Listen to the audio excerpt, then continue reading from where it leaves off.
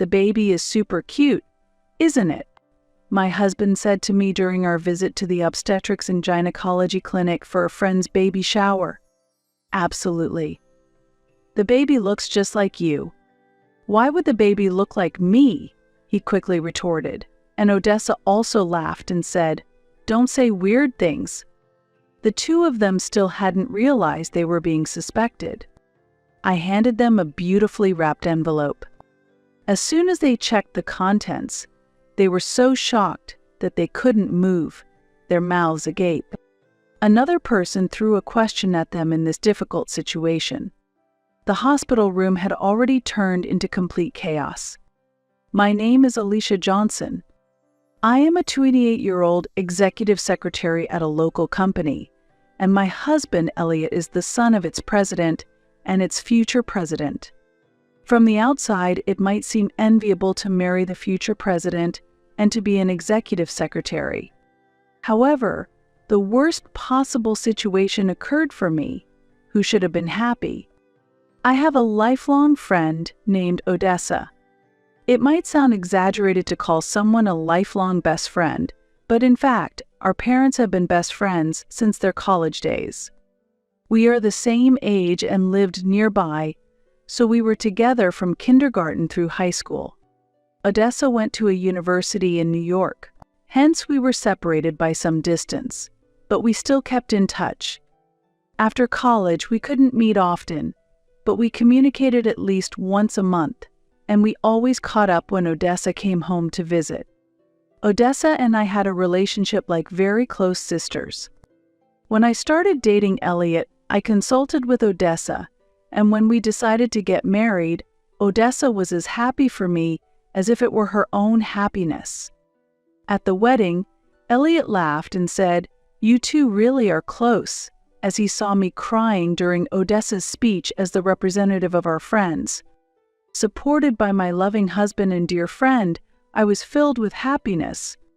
However, a shadow slowly began to cast over my happiness after marriage. The reason was that I couldn't get pregnant. Before I knew it, 2 years had passed since we got married. Some might think it's only been 2 years, but as someone who desired children, I was actively learning about fertility. Before we got married, Elliot and I had undergone a bridal check to confirm there were no issues. Should I get a fertility test and start treatment? I wondered. Elliot encouraged me. There was no issue during our bridal check, and worrying might just add stress. We're happy together, even without children. It's better to relax and enjoy our time together. Elliot's warm words were comforting, but I felt a rush of urgency to have an heir, and above all, I deeply desired a child with Elliot, whom I loved. Elliot reassured me, "Let's not rush and take our time." But feeling anxious, I decided to seek advice from Odessa.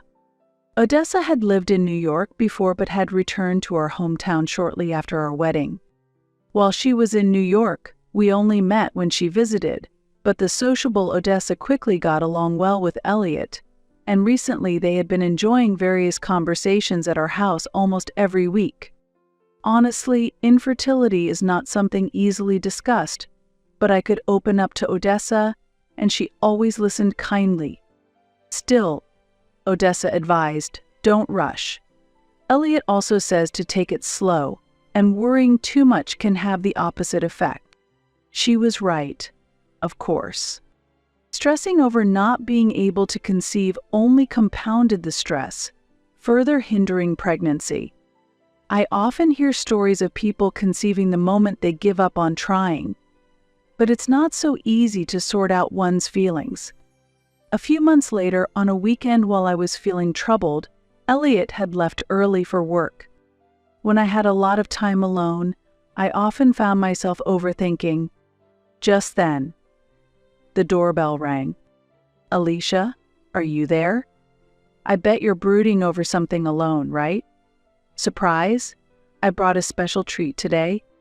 As always, what a wonderful friend. Odessa had brought my favorite cake for her visit. Recently, Odessa had been busy and visits on the weekends had become less frequent. With Elliot away at work and me alone at home, Odessa's visit was truly like a blessing from heaven. "Odessa, I love you," I exclaimed as I hugged Odessa. How did she know I was alone today? Elliot was away for the weekend, and I hadn't told her he was out today.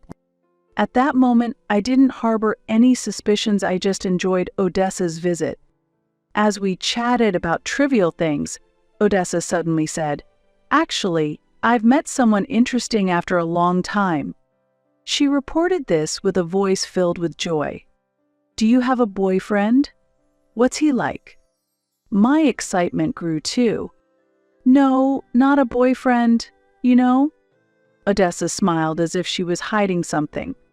I felt a slight discomfort, but they weren't officially dating yet. It seemed like that kind of situation, so I asked for more details. Odessa had always had very high standards. Being beautiful but modest, Odessa naturally attracted male attention, and it was understandable why she had such high expectations. What kind of person would meet Odessa's standards? Out of curiosity, I kept asking more questions. "He's really my type. He's so kind, and he fulfills all my wishes. Plus, he's a future president, has money, is good at DIY, and manly too," Odessa said. That was so typical of Odessa. "You always said you wanted someone handsome, kind, and rich." Odessa had hoped to meet someone who met these criteria in New York, but she hadn't found anyone and returned home. It was unexpected for her to meet the ideal match in our hometown. "Do you have a photo of him?" I asked. "I couldn't get one," she replied. For a moment, the description of being a future president and good at DIY reminded me of Elliot. The similarities to Elliot concerned me, and I continued to ask questions. "What kind of work does he do? Where did you meet him?" I asked. But when it came to specifics, Odessa didn't provide any details. Yet, there could be other future presidents who were good at DIY. It piqued my curiosity a bit, but since it's rude to pry into things she didn't want to talk about among close friends, I decided to drop the subject. Though we enjoyed a lively conversation for a while, Odessa suddenly remembered she had something to do and said, "Oh, I forgot I have an errand to run. Alicia, see you later," and hurried home. Elliot was also going to be late tonight.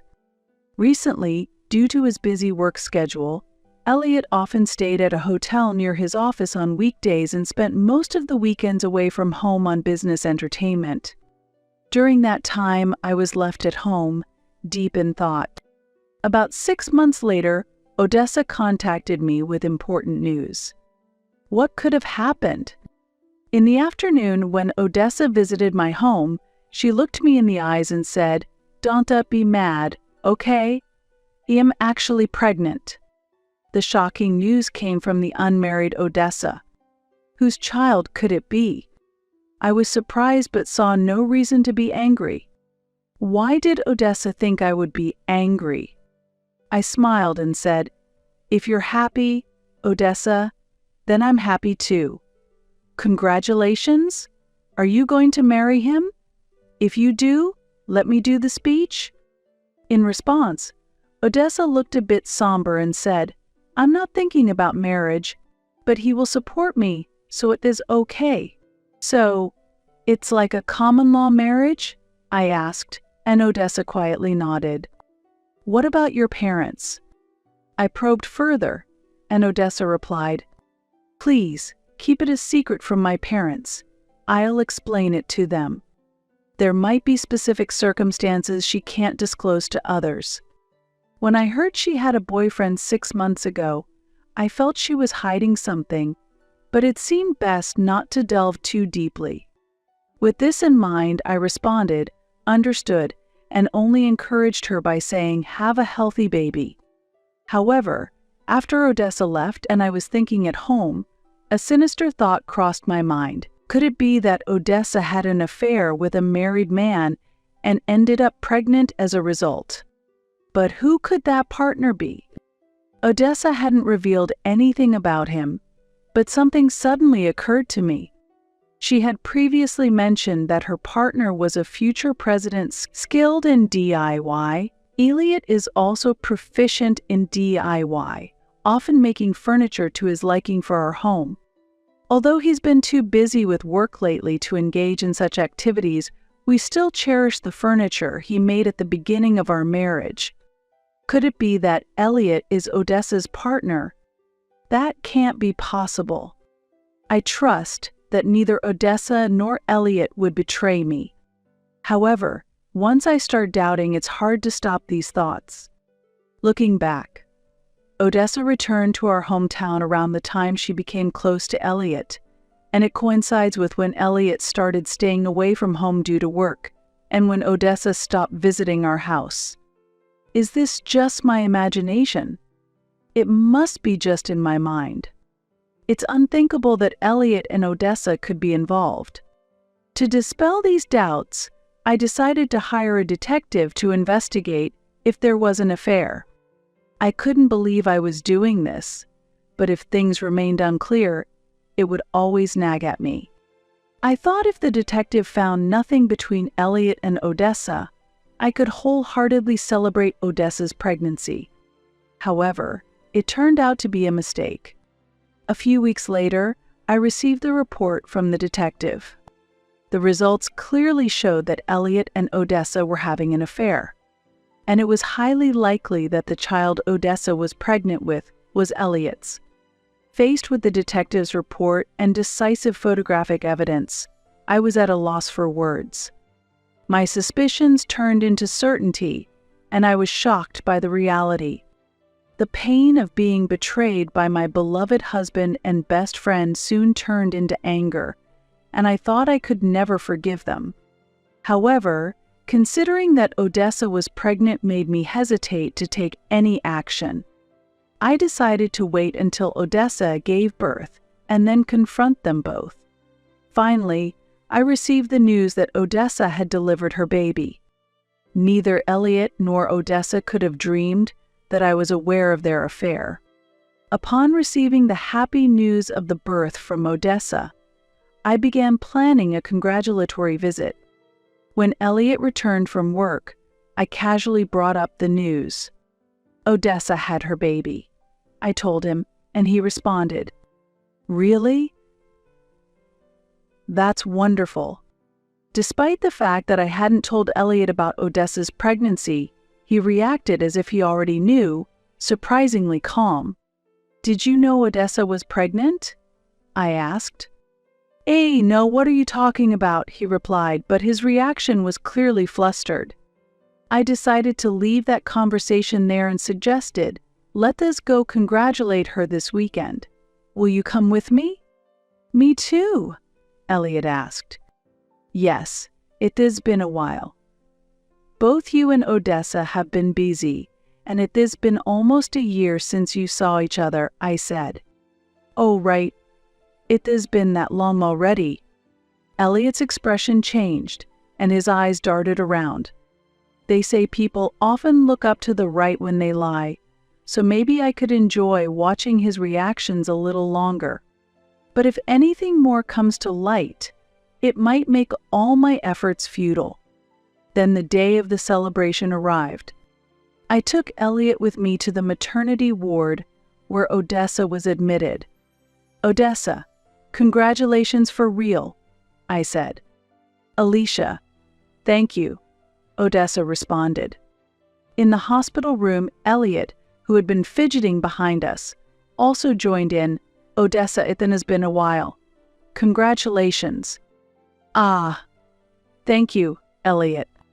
Their interaction was awkward to the point of seeming forced, as if they were acting. In the hospital's newborn room, we were informed that a healthy boy had been born. The three of us went to the room, and Odessa proudly pointed out her baby. "There, the third baby from the right. He's still so tiny," Odessa said. The baby was facing us, and his face was clearly visible. Every baby is adorable, but this child was born from an affair. Thinking about what his life might become, it pained my heart.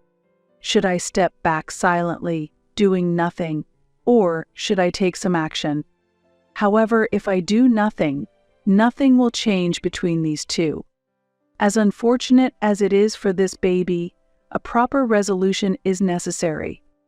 When we returned to Odessa's room, her parents were there for a visit. I introduced Elliot while exchanging greetings. After the greetings settled, her mother asked, "How was the baby? Was he awake?" Elliot replied enthusiastically, "Yes, he was awake. Really cute." Then he turned to me and said, "The baby is super cute, isn't he?" I responded, "Absolutely. He looks just like you." Elliot laughed and said, "Why would he look like me? How could he resemble you, I wonder?" "Because he's your child," I retorted. Elliot panicked. "Wait, please don't say things that could cause misunderstandings." Odessa joined in the exchange, laughing and retorting, "Don't say weird things. If both of them react too passionately, it might only make them more suspicious." With that thought, I muttered, "Is it really a misunderstanding?" "Well, whatever," and continued, "Look at this. A surprise present. I hope you like it," and handed Odessa a beautifully wrapped envelope. "Hey, what's this? Can I open it?" Odessa said, surprised. She still hadn't realized that she was under suspicion. Next to me, Elliot chuckled.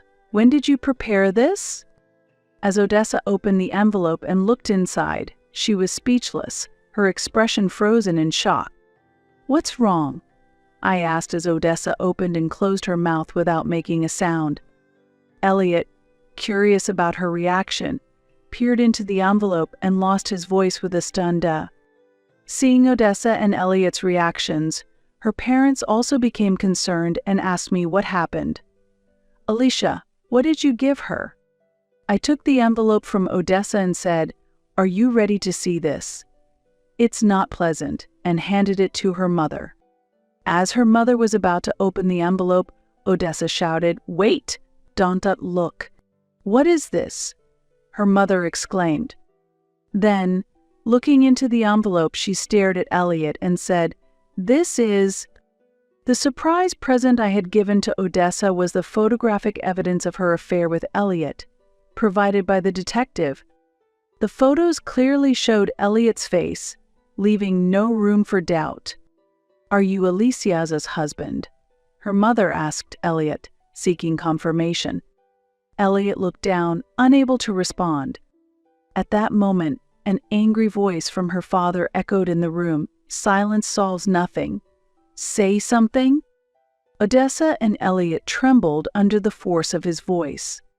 Her mother pressed Odessa, saying, "Didn't you say he don't acknowledge the child? You said you wouldn't marry, but would raise him together? How could you plan to do that with Alicia's husband?" Odessa was at a loss for words, merely stammering, What on earth were you thinking? To do this with someone else's husband, especially Alicia's your longtime friend. Why would you do such a thing? Don't that just stay silent. You must have something to say." As her father raised his voice further, Odessa simply remained silent, bowing her head. "Do you think staying silent will solve anything?" But I would not allow it to end there. I directly confronted Odessa. "Why did you betray me?" To that, Odessa responded defiantly, "It is not fair. I've always been more popular. Why should you get to marry someone handsome and wealthy like Elliot? Why did it turn out this way? I should have been the one to marry him. Everyone envied you for marrying Elliot. Plus, you couldn't have children, but I got pregnant right away. That means I am more suitable for Elliot." This was Odessa's true character. I had always known she was disliked by many. However, I never expected her to act this way towards me. Elliot remained silent, just looking down. He was probably swept away before he knew it, pursued by the beautiful Odessa. "Why not invite your father too, since we're celebrating?" It is his first grandchild, after all, I suggested while pulling out my phone. Elliot pleaded, "Wait. Please, don't do that." But I ignored him and made the call. When I briefly explained the situation over the phone, my father-in-law, the president, immediately came to the hospital. I showed him the evidence of Elliot's affair, and he was speechless, saying, "What have you done?" When his father arrived, Elliot was visibly shaken and pale. He had been raised strictly as the future president since he was a child. The president, his father, was the person Elliot feared the most. His father, who always valued honesty, was furious at Elliot's actions and shouted, "Do you understand what you've done? Someone who behaves like this cannot be my son. Never show your face to me again." Elliot, who had been silent, pleaded tremblingly, "Please wait. It was just a moment of weakness. I succumbed to temptation. I swear it won't happen again. Please forgive me." However, his father snapped, "You're apologizing to the wrong person." Then Elliot turned to me and begged, "I am truly sorry. My heart belongs only to you, Alicia. Really. I want us to start over." It was all too convenient. As I watched coldly, Odessa exclaimed, "Wait, why am I being made out to be the villain? This is mutual, and to say it was just a moment of weakness is terrible. Didn't Tichu tell me Odessa is the best?" "Lies. I never said that. I love only Alicia," Elliot retorted. At that moment, the blame game between Odessa and Elliot intensified, and the atmosphere turned hostile. "I've had enough.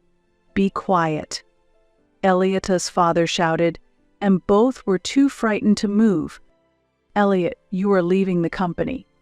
I cannot allow you to take over this company. From now on, you must make your own way in life," Elliot's father declared.